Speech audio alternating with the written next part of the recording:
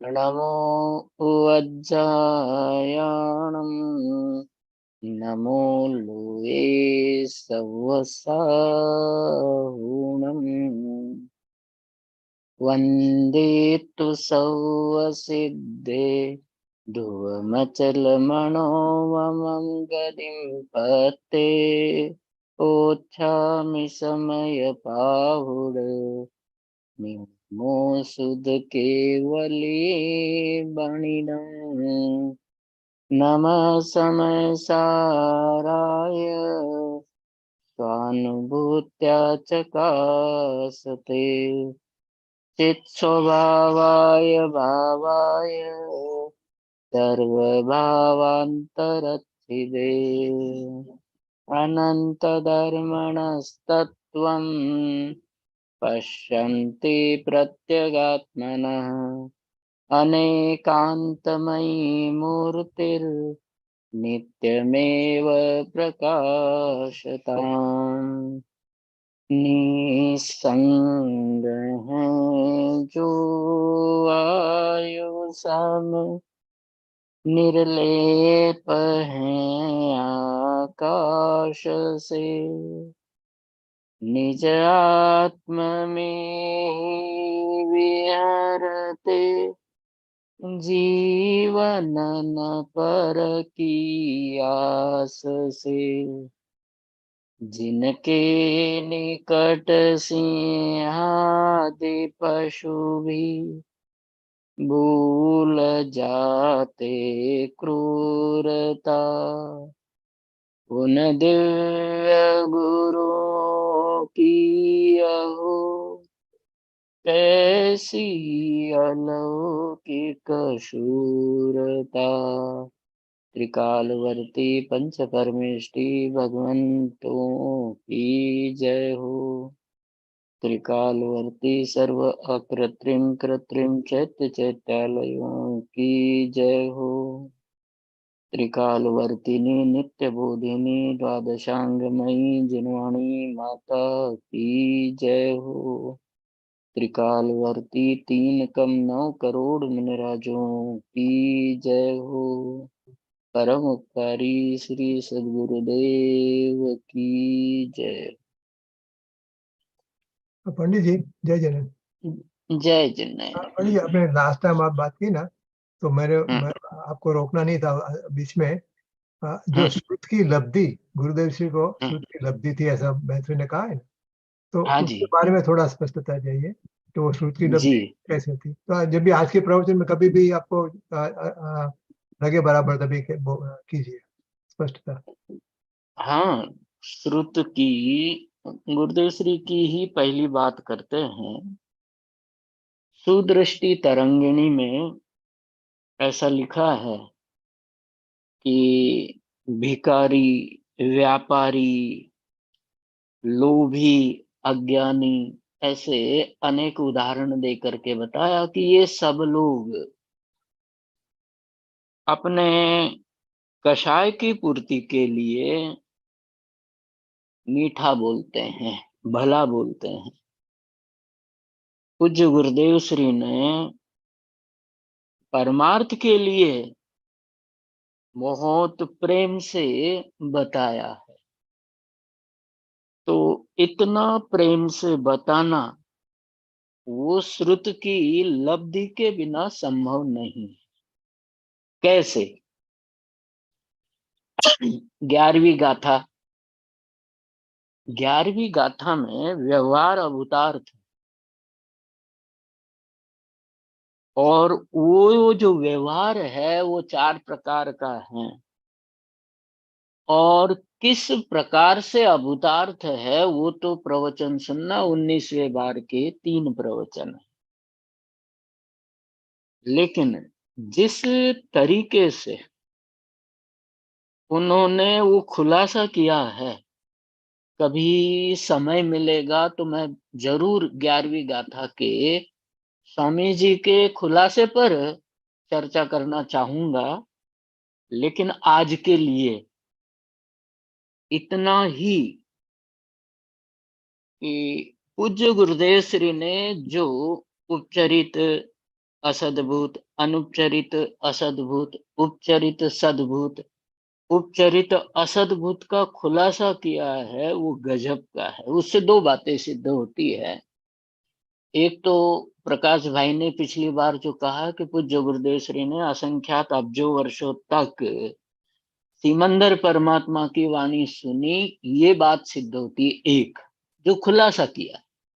दूसरा कि जितनी सूक्ष्मता से उन्होंने वो खुलासा किया, और जो लोग मानते थे उनकी मान्यताओं के बताया कि ऐसा नहीं। कैसा नहीं, एक उदाहरण दे करके बताऊं कि जो व्यवहार नय है, उपचरित असद्भूत और अनुपचरित असद्भूत। रजनी भाई जी, आप स्वाध्यायी हैं, बाकियों का तो मुझे इतना गहराई का पता नहीं है। पंडित जी, यहाँ यहाँ के काफी लोग बहुत ही स्वाध्यायी है। अभी जो तो आनंद आएगा। थे कलाबेन भी स्वाध्यायी, उषाबेन बोलते थे, वो भी एकदम स्वाध्यायी है। और बहुत। हाँ, तो थोड़ा सा मैं अच्छा रहा आपने बता दिया, उससे और बताने का अलग तरह का भाव बनता है। तो विद्वान जो लोग हैं वो बुद्धिपूर्वक छठे गुण स्थान में राग है जो ख्याल में आता है, और सातवें गुण स्थान में जो राग है वो अबुद्धिपूर्वक ख्याल में नहीं आता, ऐसा ज्यादातर मानते थे। तो गुरुदेव श्री ने जो खुलासा किया, जो श्रुत की लब्धि की बात है, खुलासा इस तरीके से किया कि छठे गुण स्थान में जितना राग, जितना जितना राग ख्याल में आता है, वो उपचरित असद्भूत नय का विषय है, और उपयोग की एक सीमा है राग को पकड़ने की। तो जितना राग पकड़ में आया, उतना राग तो उपचरित असद्भूत है, और उसी समय ज्ञान की शक्ति की मर्यादा होने से छद्मस्तके जितना राग पकड़ में नहीं आया, छठे गुण स्थान में ही उतना राग अनुपचरित असद्भूत नय का विषय है। तो दोनों उपचरित असद्भूत और अनुपचरित असद्भूत दो गुण स्थानों में नहीं है, एक ही गुण स्थान में है। जितना राग पकड़ में आ गया, उतना तो उपचरित असद्भूत है, और जितना राग पकड़ में अर्थात उपयोग की मर्यादा की शक्ति की कमी के कारण से पकड़ में नहीं आया, वो अनुपचरित असद्भूत है। इतनी सूक्ष्मता का जो खुलासा है, और मैं तो चाहूंगा कि किसी समय शक्तियां हो जाए या शक्तियों के बीच में 11वीं गाथा पर अपन जो खुलासा है, क्योंकि स्वामी जी कहते थे कि 11वीं गाथा तो जिनागम का प्राण है, जिन सिद्धांतों का प्राण है। यूं समझ लो कि जैसे वो नीचे हिंदी में नींव कहते, बेस जिस पर महल खड़ा होता है, ऐसी ये 11वीं गाथा है जो द्वादशांग के अर्थों को समझने के लिए आगे की रचना तैयार करती है, भूमिका तैयार करती है। ऐसी बात जो खुलासा उसमें है वो अपन कभी स्वाध्याय में लेंगे।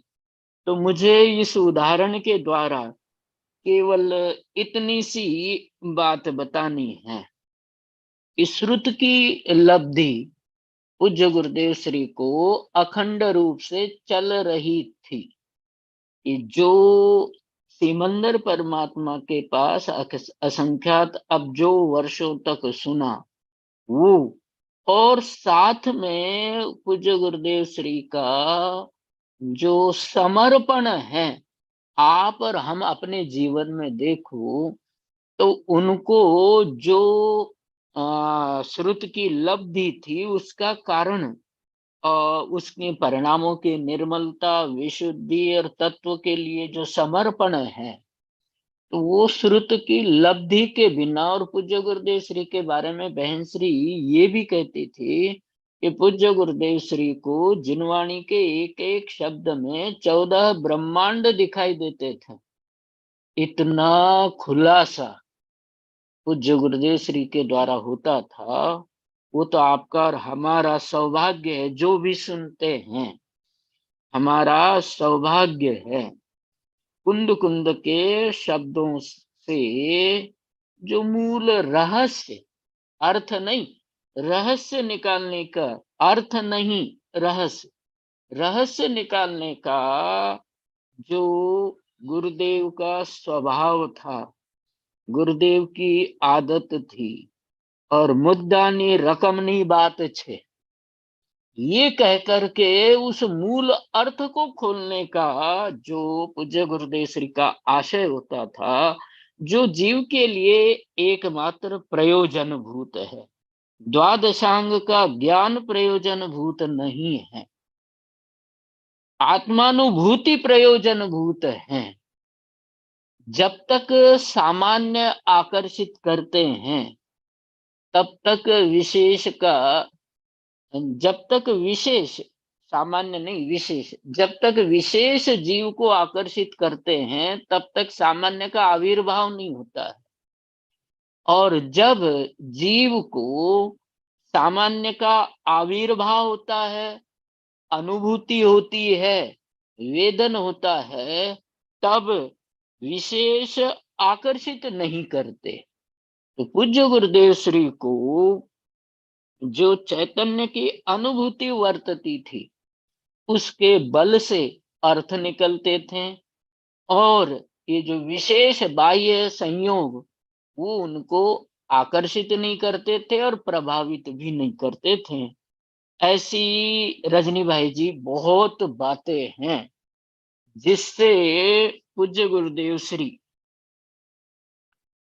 को लब्धि थी श्रुति की। इसमें तो हर प्रवचन से ये बात सिद्ध हो जाती है। अपना प्रकरण चल रहा है शक्तियों का, बात एक लिटी की है, एक पंक्ति की है, उस पंक्ति में से पूरा अर्थ निकालना पूज्य गुरुदेव श्री के श्रुत की लब्धि के ही प्रमाण है। एक पंक्ति में से वो हो, एक पंक्ति के भीतर के भाव, उसको रहस्य को, मर्म को देखो। बुद्धिमान अर्थ निकालता है और गुरुदेव श्री ने रहस्य निकाले। बुद्धिमान अर्थ निकालता है और ज्ञानी रहस्य निकालते हैं। श्रुत की उपलब्धि वाले, लब्धि वाले पूज्य गुरुदेव श्री जैसे मर्म को इतने सरल भाषा में, बहुत से फूल सुगंधित होते हैं लेकिन यदि वो वन में हो तो हमें उनका कोई प्रयोजन नहीं है। कुछ फूल जो सुगंधित है हमारे पास है तो उसकी सुगंध हमारे तक आएगी। पूज्य गुरुदेव श्री हमारे पास वो तीर्थंकर तुल्य व्यक्ति थे, है और रहेंगे, जिन्होंने उस मर्म को बताया कि देखो ये बात है। पूज्य गुरुदेव श्री जब ये 11वीं गाथा मैंने कई बार सुनी इन दिनों में, जब इसका रहस्य खोल रहे थे तो विषय कठिन। तो गुरुदेव श्री कहते हैं कि ये जो बातें हैं, तत्व की बातें, चैतन्य तत्व की बातें, अनुभूति की बातें, चैतन्य शुद्ध है वो मैं हूं ऐसा जो वर्णन आता है, ये जो बातें हैं, जो समझे वो तो निहाल था, लेकिन जिसके काने पड़े वो जीव भी भाग्यशाली छे। एक तो निहाल और दूसरा भाग्यशाली। जिसके कान में ये बात पड़ती है कि मैं शरीर से, पर्याय से, विकार से भिन्न शुद्ध चैतन्य ध्रुव द्रव्य हूं, अखंड हूं, और जब उसकी दृष्टि और अनुभूति ऐसी होती है तो वो जीव निहाल है। उसको मोक्ष जाने से, आनंदित होने से कोई रोक नहीं सकता। और यदि ये बात कान में भी पड़ती है तो कान में पड़ना भी सौभाग्य की बात है। ऐसी अनेक बातें हैं रजनी भाई जी, जिनसे पूज्य गुरुदेव श्री के बारे में उनकी भी महिमा कम नहीं है। क्योंकि चैतन्य तत्व की महिमा तो अनंत काल में भी पूरी नहीं हो सकती, इतनी महिमा है।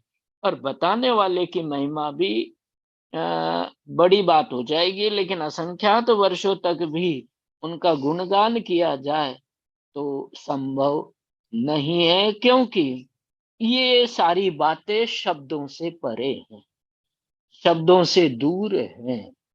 क्योंकि जिसको अनुभूति होती है उससे पूछो, निहाल भाई से पूछो। अभी रजनी भाई जी ने, वो किरीट भाई जी ने निहाल भाई का भी फोटो बताया, तो निहाल भाई से पूछिए, बहन श्री से पूछिए कि गुरुदेव श्री की महिमा क्या है, तो कह शब्दों में नहीं कह सकते।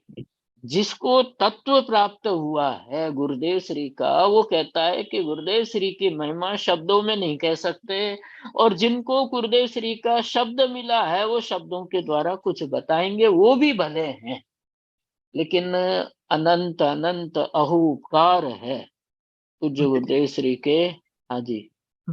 जैसे कि समयसार गाथा 143 की टीका में अमृतचंद्राचार्य ने अनुभव के काल में जो ज्ञानी होता है उसको केवली के समान कहा है। केवली में और ज्ञानी में कुछ फर्क नहीं है। तो अपने गुरुदेव ऐसे थे कि जैसे केवली तीर्थंकर भगवान कोई भी दिव्य ध्वनि में कोई प्रेपरेशन करके नहीं आते हैं कि भी मेरे को बोलना है। वैसे गुरुदेव श्री जब भी आते थे तो कोई इसे साथ में नोट्स लेके नहीं आते थे जैसे हम लोग करते। तो ऐसा माने उनकी वाणी दिव्य ध्वनि के बराबर थी, बराबर केवली के समान ही थी। बराबर है। गुरुदेव श्री की जो सहज ध्वनि, टंकार जिसको कह सकते हैं, ध्वनि तो नहीं, टंकार निकलती थी। और वो धर्म कहो, मोक्ष मार्ग कहो, मोक्ष कहो, या शुद्ध चैतन्य गायक भगवान आत्मा कहो, उसको हाथ में रखे हुए आंवले की तरह दिखाएं। और आपने बहुत बड़ी बात बताई, और पूज्य गुरुदेव श्री को मैं सुनता ही रहता हूँ, इसमें तो कोई वो नहीं है। बड़ी बात यह है कि उन पूज्य गुरुदेव श्री का जो खुलासा चलता है वो एक शब्द भी इधर उधर नहीं होता। तो वो सुन करके भी वो गुण मेरे भीतर नहीं आता। ये बहुत बड़ी मुझ में स्वयं की कमी लगती है। और पूज्य गुरुदेव श्री एक स्वाध्याय में ने पूरे जीवन भर इसी पद्धति पर रहे कि जो खुलासा कर, सामने नहीं देखना है कि कौन है क्या है। नैरोबी में चले गए तो बात सरल कर दी, लेकिन बात नहीं छोड़ी। वो एक पंक्ति पर चलने वाले, मैं क्या बताऊं, मतलब जब कभी ऐसी बात आती है तो मैं भावुक हो जाता हूँ, इमोशनल हो जाता हूँ। गुरुदेव श्री की महिमा की बात आती है तो, और फिर शब्द नहीं निकलते हैं, ऐसा वहीं उसी में घूम जाता हूँ। वो स्थिति इस समय हो चुकी है मेरी। चलो अब दूसरी, उनकी तो महिमा जितनी गाई जाए, बताई जाए, समझी जाए, अनुभव की जाए, उतनी कम है। क्योंकि वो तीर्थंकर जैसा और चार बात तो तीर्थंकर होना ही होना है। वैमानिक, वैमानिक के बाद बात समझ में आ गए, तीर्थंकर का पुत्र, फिर वैमानिक और फिर तीर्थंकर। तो इतनी सी तो बात है। वो अपने पुण्य के उदय से मिला है, लेकिन जिनके पुण्य का उदय सातिशय वाला नहीं होता है, उनको उनकी महिमा नहीं आती है, ये उनकी बात है। तो अपन ये शुरू करते हैं। अकार्य कारण शब्द। अकार्य कारणत्व पूरा नाम है। अकार्य कारणत्व शक्ति का प्रयोजन क्या है, इसका जो अपन नोट करते हैं, याद नहीं रहता अपना क्षोक्षम इतना नहीं है। अकार्य कारणत्व शक्ति का प्रयोजन क्या है। शक्ति तो एक पंक्ति की है, लेकिन उसकी शिक्षा बहुत बड़ी है। उसके द्वारा जो बोध लिया जाता है, समझाया जाता है, बहुत बड़ा है। अकार्य कारणत्व शक्ति ये कहती है कि प्रायः चर्चा में ये बात आती है कि प्रत्येक द्रव्य अकृत्रिम है, अनादि निधन है। मोक्ष और प्रकाशक में टोडरमल जी ने ये बात 52 नंबर के पेज पर बताई कि विश्व की अनादि निधन वस्तुएं अनादि निधन है, स्वतंत्र है, कोई किसी के अधीन नहीं है। उसी बात को सिद्ध करने वाली ये अकार्य कारणत्व शक्ति है, भाषा मात्र बदली हुई है। इस शक्ति में प्रत्येक द्रव्य अकृत्रिम है, क्योंकि अनादि निधन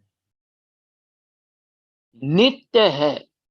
लेकिन साथ में इस शक्ति के खुलासे में पूज्य गुरुदेव श्री ने ये बात भी, उससे अगली बात भी बताई है, जो क्रमबद्ध पर्याय के प्रकरण में पूज्य गुरुदेव श्री बताते हैं कि प्रत्येक द्रव्य तो अकृत्रिम है ही, प्रत्येक कार्य भी, प्रत्येक द्रव्य का प्रत्येक समय का कार्य भी, अर्थात प्रत्येक पर्याय भी अकृत्रिम है। व्याख्या करो तो षटकारक से अपने आप स्वयं ही परिणमित होती है, उसको किसी अन्य की आवश्यकता नहीं है, क्योंकि अकार्य कारणत्व शक्ति का रूप द्रव्य में है, इसलिए द्रव्य अकृत्रिम है, अनादि निधन है। प्रत्येक गुण अकृत्रिम है, अनादि निधन है। प्रत्येक समय की पर्याय भले ही एक समय की है, क्षणिक है, वो तो उसका रूप है, लेकिन वो जो रूप है वो भी उसका अकृत्रिम है, वो किसी ने बनाया नहीं है, क्योंकि अकार्य कारणत्व शक्ति का रूप द्रव्य गुण पर्याय तीनों में त्रैकालिक रूप से रहता है। जैसे ज्ञान पर्याय ज्ञान ज्ञान ज्ञान ज्ञान ऐसी ध्रुव रहती है, वैसे प्रत्येक समय की पर्याय में अकारण कारणत्व ये शक्ति रहती है। अकार्य कारणत्व शक्ति को समझाते समय इन शब्दों का प्रयोग किया कि अन्य अक्रियमाणानि, जो वस्तुएं हैं विश्व की, वो अन्य के द्वारा बनाई नहीं है। जब भी वस्तु शब्द का प्रयोग किया जाए तो द्रव्य भी, गुण भी और पर्याय भी, तीनों के अन्य अक्रियमाणानि और अन्य अकारक, कि जैसी प्रत्येक वस्तु अन्य के द्वारा की हुई नहीं है, और प्रत्येक एक वस्तु बीजी वस्तु नो अड़ती નથી। एक वस्तु बीजी वस्तु ने अड़तो નથી का अर्थ स्पर्श भी नहीं करती। तीसरी गाथा, इस शक्ति में पूज्य गुरुदेव श्री ने 11वीं गाथा, तीसरी गाथा और 105 नंबर की 3 गाथाओं का खुलासा, हवाला, कोटेशन, उद्धरण दिया, जो प्रत्येक वस्तु को, प्रत्येक वस्तु के गुण और प्रत्येक वस्तु की पर्याय को स्वतंत्र सिद्ध करने वाली है। ये शक्ति ऐसी शक्ति है कि जो जीव को ये समझाती है कि प्रत्येक 308 नंबर की गाथा तो प्रत्येक कार्य को क्रमबद्ध सिद्ध करती है, और अकार्य कारणत्व शक्ति प्रत्येक समय का कार्य अकृत्रिम है, इसलिए कर्तापने का बोझ दूर कराने वाली ये शक्ति है। पिछली बार चर्चा हुई थी कि हर चीज की दवाई है। सिर दर्द होता है तो दवाई लेते हैं, क्रोसिन वगैरह जो भी, उस दवाई से वो दर्द दूर होता है। तो ये कर्तृत्व का जो अनादि काल का भार जीव के माथे पर है, उस भार को दूर करने वाली ये अकार्य कारणत्व शक्ति है। अन्य से मेरे कार्य नहीं किए जाते और मैं अन्य कार्य का करता नहीं हूं। ये दो शब्द हो गए।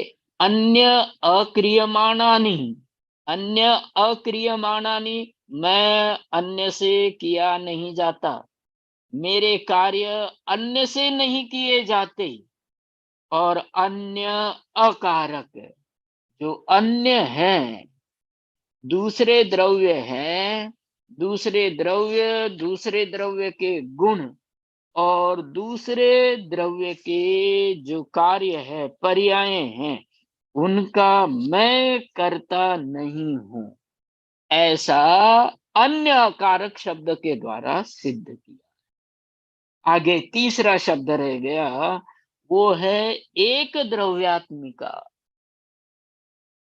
जो द्रव्य हैं वो द्रव्य तभी तक एक है, अखंड है और स्वतंत्र है, जब वो अकार्य कारणत्व शक्ति से भरा हुआ है, उसको कोई अन्य करे। आगे पूज्य गुरुदेव श्री ने ऐसा तर्क दिया, और आपको भी समझना चाहिए कि कोई तुम्हारा कार्य कर देगा ऐसा मानते हो।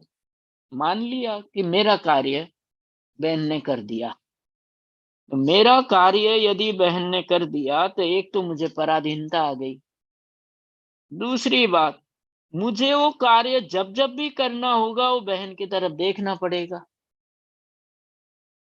तीसरी बात मैं तो पराधीन हो गया, मेरा कार्य भी पराधीन हो गया, क्योंकि जब तक सामने वाला चाहेगा तब तक वो मेरा कार्य रहेगा, और सामने वाला यदि नाराज हो गया तो मेरा काम बिगाड़ देगा। ये तर्क पूज्य गुरुदेव श्री ने दिया है कि सामने वाला यदि तुम्हारा कर्ज मान लेते ना ऐसा, तो पूज्य गुरुदेव श्री ने उसका भी वो कर दिया खुलासा। दो उन्होंने बहुत अच्छे तर्क दिए। एक ये बताया कि मान लो आपका दूसरा कर्ता हो गया तो पराधीनता हो गई क्या नहीं हुई, ये तर्क दिया। तो उसके अधीन आप हो गए, ये पराधीनता हो गई। दूसरा, तुम्हारा जो कार्य है तुम्हें दोबारा यदि करना है, उदाहरण के लिए अनुभूति, आत्मानुभूति का कार्य कर्माधीन हो, तो जब जब कर्म होगा उस प्रकार का, तब जाकर के अनुभूति हो जाएगी, तो उसके अधीन हो गया वो कार्य, उसके अधीन वो दूसरा द्रव्य हो गया, है ना। और सामने वाला यदि नहीं है, बात सुन, लोक व्यवहार में होता है ना कि नौकर जब तक काम करेगा तब तक उसको रख लेते हैं, अब कह देते हैं कि भैया काम ढंग से कर ले, नहीं तो नौकरी से हटा दे। सामने वाले के अधीन हमारा कार्य हो गया तो सामने वाला उस कार्य को बिगाड़ भी सकता है, हटा भी सकता है, मिटा भी सकता है, कम भी कर सकता है। और पूज्य गुरुदेव श्री कहते हैं कि उस कार्य के लिए फिर आपको दूसरे की तरफ देखते रहना पड़ेगा, उसकी ओर देखने का कार्य आपका हो जाएगा। इसलिए ये सारी बातें नहीं चाहते हो। तो ऐसा करो ना कि अपने को अकार्य कारणत्व शक्ति वाला मानो। दूसरा, मेरा कोई काम बिगाड़ देगा, ये भय समाप्त होता है कि नहीं, बता दो।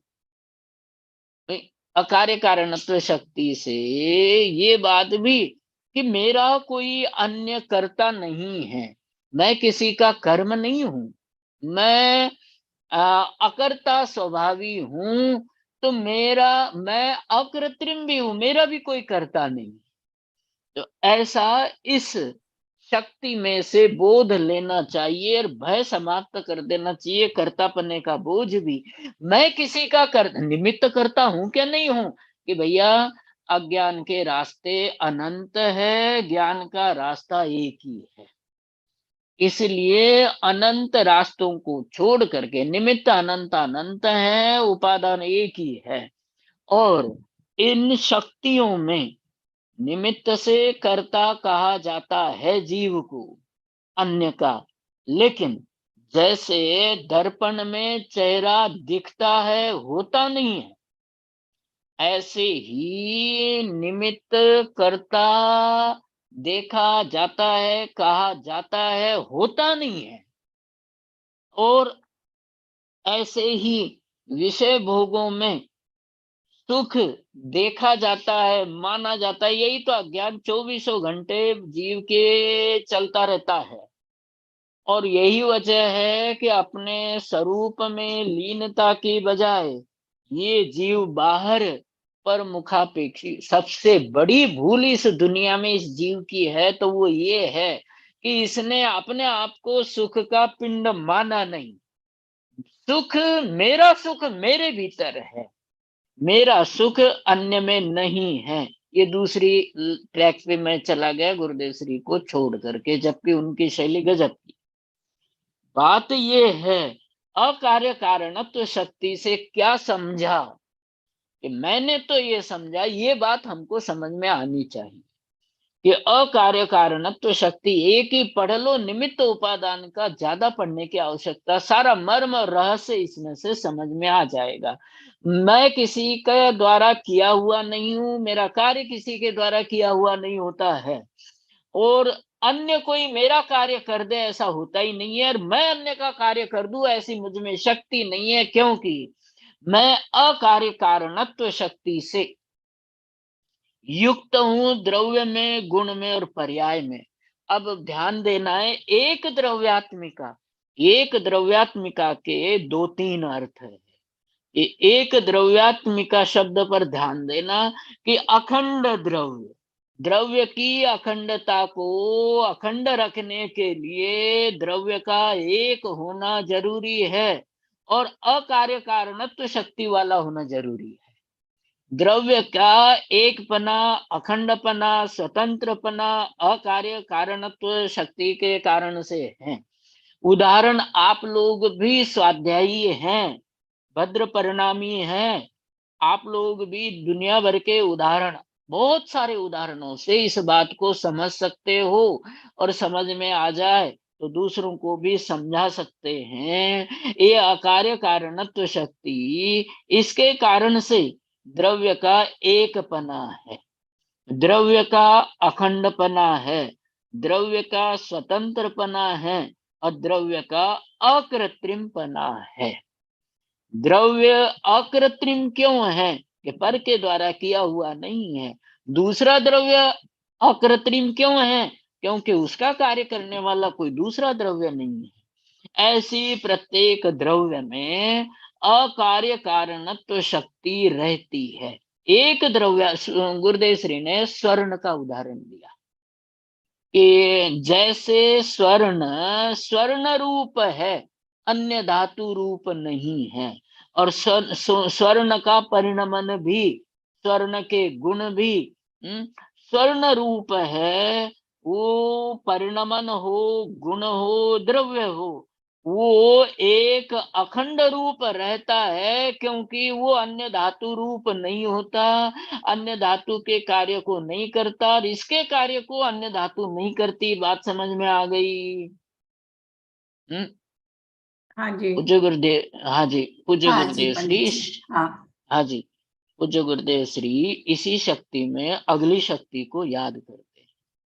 कैसे, क्यों? कि बोले आत्मा का पर द्रव्य के साथ प्रमाण प्रमेय संबंध तो है, लेकिन कार्य कारण संबंध नहीं है। समय सार में अमृतचंद्र भी नास्ति स्वरूप संबंध, कि कोई भी संबंध पर द्रव्य के साथ मेरा नहीं है, मैं किसी अन्य का करता नहीं, कोई मेरा करता नहीं, मेरा कोई अन्य कर्म नहीं। तो गुरुदेव श्री कहते कहते ये भी कह गए कि जीव अन्य का कार्य नहीं करता, करता है तो अपना ही कार्य करता है। बात समझ में आ गई? अन्य का करता तो महा अज्ञान है, बड़ा अज्ञान है ना। क्रियाओं से भी बड़ा भारी पाप भावों का होता है। 28 मूल गुणों का पालन करे लेकिन अंतरंग में पर का कर्ता माने, तो वो भाव वाला जो पाप है बहुत बड़ा होता है। तो बाहर में द्रव्य से मुनि न होकर के गृहस्थी भी हो, लेकिन अंतरंग में इस अकार्य कारणत्व शक्ति का भाव वासन उसको प्रकट हो जाए, इस शक्ति का भाव उसके चैतन्य में अवतरित हो जाए, प्रकट हो जाए, और उसको ये समझ में आ जाए कि मैं इस, बहुत सारे उदाहरण है, वाणी का भी करता नहीं हूँ, शरीर का भी करता नहीं हूँ, जो होना है, जो होता है वो सर्वज्ञ के ज्ञान में झलकता है, और ये बात सर्वज्ञ के ज्ञान में झलकी है। अज्ञानी और ज्ञानी का झगड़ा, पूज्य गुरुदेव श्री कहते हैं कि अज्ञानी अपने आप को पर का कर्ता मान करके संसार में रुलता है, और ज्ञानी सर्वज्ञ के अनुसार श्रद्धान करते हैं। और पूज्य गुरुदेव श्री सर्वज्ञ का उदाहरण दे करके कहते हैं कि सर्वज्ञ ने तेरी आत्मा को अकार्य कारणत्व शक्ति वाला देखा है, तेरा कोई करता नहीं, तू किसी अन्य का करता नहीं, ऐसा सर्वज्ञ परमात्मा ने तेरी आत्मा को देखा है, और तू अपने अज्ञान से अपने आप को परद्रव्य का कर्ता मानता है, तो क्या तू सर्वज्ञ से भी बड़ा हो गया? इतना मतलब कितने प्रकार से गुरुदेव श्री ने समझाया है कि क्या तू सर्वज्ञ से भी बड़ा हो गया है। सर्वज्ञ कहते तू अकर्ता है, और तू अपने आप को पर का कर्ता मानता है। बात समझ में आ गई? पूज्य गुरुदेव श्री ये भी बात कहते हैं साथ में कि आत्मा ने कई बार अन्य प्रवचनों में भी कहते हैं, और मैंने तो कई बार सुना, आप लोगों ने भी सुना होगा, कि ये जो आत्मा है वो अनंत अनंत शक्तियों का पिंड है। शक्तियां कितने कि आकाश द्रव्य के प्रदेश से भी अनंत गुणी है ना। आलोकाकाश आकाश अखंड द्रव्य के प्रदेशों से भी अनंत गुणी है। कितनी शक्तियां? क्यों रजनी भाई जी? शक्तियां तो प्रभु अनंत अनंत हैं, लेकिन एक भी शक्ति ऐसी नहीं है कि पर का कार्य करे।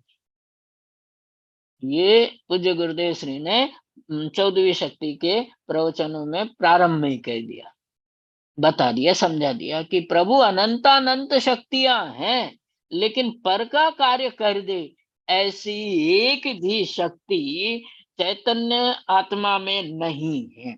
एक भी शक्ति ऐसी नहीं है। जीव अपने अखंड है, एक है, अकृत्रिम है। तो मुझे भाव इसका आ गया कि एक द्रव्यात्मिका, बात समझ में आ गई? पूज्य गुरुदेव श्री तो ये भी फरमाते हैं कि सर्वज्ञ ने तो तेरी आत्मा को अकर्ता देखा है, तू अपनी आत्मा को करता देखता है, तो तू जैनी नहीं है, अन्य मती है। लो साहब, हम तो जैन है, गोसालिया है। क्यों रजनी भाई? जैन है, अन्य मत को नहीं मानते, ग्रहित मिथ्यात्व का त्याग करते हैं। ग्रहित मिथ्यात्व का त्याग करने पर भी यदि अपने परिणामों में अंतरंग में मान्यता में पर का अपने आप को कर्ता मानते हो, तो गुरुदेव श्री कहते हैं कि प्रभु अन्य को अपना कर्ता मानना और अपने को अन्य का कर्ता मानना ये जैन मत नहीं है। जैन मत का पहला सिद्धांत ये है कि मेरा कोई कर्ता नहीं, ये कार्य कारणत्व शक्ति है। ये पहला पाठ, पहला लेसन, न किसी का कर्ता न कोई मेरा कर्ता, मैं संसार में मेरा कोई कर्म नहीं है। हकीकत बात तो ये देखो कि इससे ज्ञाता भाव का जन्म होता है। बोले कैसे? कि मेरा कोई करता नहीं है और संसार में मुझे करने लायक कुछ है नहीं और होता भी नहीं है, और अपने में भी मुझे कुछ करना नहीं है, तो बताओ क्या बचा है मेरे पास। तर्क समझ में आ गया कि मुझे संसार में परद्रव्य का मैं करता नहीं हूं। और मैं द्रव्य तो अनादि निधन अकृत्रिम है, गुण भी वो भी अनादि निधन अकृत्रिम है, पर्याय भी प्रत्येक समय का सत है, स्वतंत्र है, अकृत्रिम है। अब मेरे पास क्या बचा काम? ये काम भी हो गया, वो काम भी हो गया, अब बचा क्या है? कि भैया तू तो बैठे बैठे देखा कर, अपने आप को ज्ञायक अनुभव कर। क्या इतना ही काम तुम्हारे पास बचा है कि मैं तो ज्ञायक हूँ। ज्ञायक क्यों हूँ? कि करने लायक कुछ नहीं है। जब भजन हम बोलते हैं तो परमात्मा का एक हाथ दूसरे हाथ पर है, क्योंकि संसार में करने लायक कुछ रहा नहीं। यही शक्ति में कहते हैं कि संसार में करने लायक कुछ है ही नहीं, होता ही नहीं है। तूने बोझ मान रखा है कि मुझे ये करना है। क्यों किरीट भाई? अब वहां से वहां जाना है, वहां से वहां जाना है, ये करना है, वो करना है। ओहो, समझ में आ गई बात। हमारे किरीट भाई बहुत घूमते रहते हैं, यहाँ जाना वहां जाना और ये करना और वो करना है ना। भावना अच्छी है लेकिन करता मानना अच्छा नहीं है है ना। तो वो तो खुद भी जानते हैं, खुद भी गुरुजी हैं, कई स्टूडेंट भी हैं उनके, वहां भी मिले थे। तो बात तो समय तो अपने पूरा थी गया, है ना। बात तो जी मूल में पंडित जी 5 एक मिनट लियो बीजी। हाँ हाँ हाँ। तो नहीं वो आगे वो आएंगे नहीं ना वो नहीं आए शायद। हैं, आएंगे, मैं आपको बराबर, बता दूंगी। ठीक आप ठीक लो। ठीक ठीक, तो बराबर पंडित है। जी इसमें वो जो सूत्र आता है सद्द्रव्य लक्षणम, तो जी उसमें उसके साथ भी रिलेट करके ये पूरा अकार्य हाँ कारणत्व शक्ति बराबर, वही तात्पर्य हो जाता है ना। हाँ हाँ हाँ। वो तो क्या है कि उत्पाद द्रव्य युक्तम सत, सत द्रव्य लक्षण, वहां द्रव्य का लक्षण बताया, और यहाँ द्रव्य गुण पर्याय की जो रचना है उस रचना को बताया। रचना शब्द समझ में आ गया, बनावट। तो आपके क्या कहेंगे कि वो कैसा बना हुआ है, द्रव्य की रचना कैसा है, कैसी है, द्रव्य पदार्थ कैसा है। द्रव्य मतलब चाहे जीव हो, चाहे पुद्गल हो, चाहे कर्म को हो, चाहे पर्याय हो। उत्पाद वे द्रव्य युक्तम सत। तो भाई नाम भूल गया। अंकित अंकित अंकित। अंकित भाई, हाँ वो याद था, आवाज से पहचान गया अंकित भाई, नाम भूल गया। तो वो कहते हैं कि उस उत्पाद वे द्रव्य युक्त को अकार्य कारणत्व शक्ति को जोड़ो तो सोने की अंगूठी में हीरा जड़ने जैसी बात हो जाएगी ना। सोने की अंगूठी सस्ते में आती है, डायमंड उसमें हो तो महंगी हो जाती है। तो ज्ञान का महत्व बढ़ जाएगा। उत्पाद भी, व्यय भी और द्रव्य भी, ये सब अकृत्रिम है, स्वतंत्र है अपने षटकारक से। द्रव्य भी अपने षटकारक से विद्यमान रहता है, कारण पर्याय रूप रहता है, और पर्याय अपने षटकारक से विद्यमान रहती है, परिणमित होती है। वो प्रत्येक द्रव्य में ऐसा रूप है, क्योंकि अकार्य कारणत्व शक्ति। ये जैसे अंकित भाई तीसरी गाथा में वो तर्क दिया, पूज्य गुरुदेव श्री ने 3 गाथाओं का हवाला दिया, 11वीं 105 नंबर के तीसरी गाथा। और हवाला देते समय ये बताया कि जैसे तीसरी गाथा में एक द्रव्य दूसरे द्रव्य का स्पर्श नहीं करता है ना, तो स्पर्श के साथ ये शक्ति जोड़ देना, तो उस स्पर्श की कीमत बढ़ जाएगी। स्पर्श भी नहीं करता और कार्य भी नहीं करता।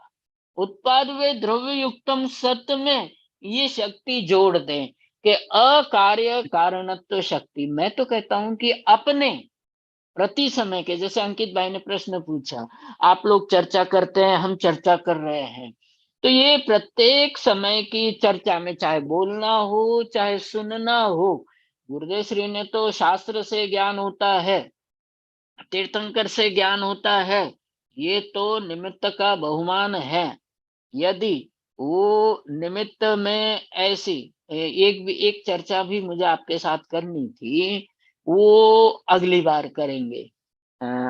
अंकित भाई, योग्य कार्य का योग्य निमित्त होता है। बराबर है। योग्य कार्य का योग्य निमित्त होता है। जिन जीवों को सम्यक दर्शन होना है, आत्मानुभूति होनी है, उनका निमित्त पूज्य गुरुदेव श्री ही होना है, और पूज्य गुरुदेव श्री ही होते हैं। मूल मार्ग बताने वाले योग्य कार्य के योग्य निमित्त होते हैं। तो इस बात को निमित्त के प्रकरण में समझी जानी चाहिए कि जिसको चैतन्य आत्मा की बात रुचती है, अंदर से ऐसा लगता है ओहो ये तो मेरी बात है, ये मेरे चैतन्य की बात है, मेरे निधान की बात है, मेरा निधान मेरे भीतर है, ऐसा जो बताता है वो रहस्य का वक्ता है, मर्म का वक्ता है।